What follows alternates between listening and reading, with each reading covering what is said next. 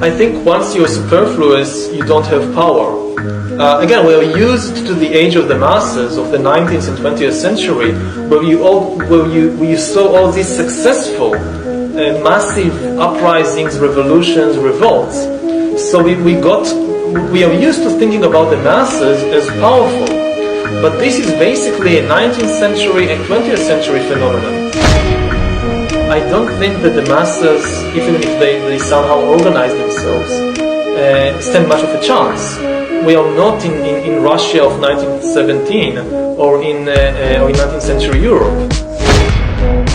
What we are talking about now is like a second industrial revolution, but the product this time will not be textiles or machines or vehicles or even weapons. The product this time will be humans themselves. We are basically learning to produce bodies and minds. Bodies and minds are going to be, I think, the two main products of the next wave of all these changes. That is optional. Again, and if you think about it from the viewpoint of the poor, it looks terrible because throughout history, death was the great equalizer. The big consolation of the poor throughout history was that, okay, these rich people, they have it good, but they're going to die just like me. But think about a world, say, in 50 years, 100 years, where the poor people continue to die, but the rich people, in addition to all the other things they get, they also get exemption from death.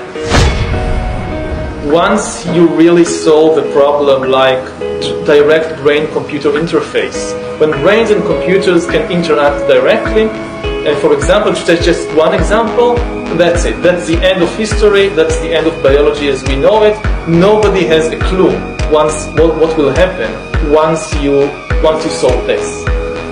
If life can basically break out of the organic realm into the vastness of the inorganic realm, and you cannot even begin to imagine what the consequences will be, because our imagination at present is organic.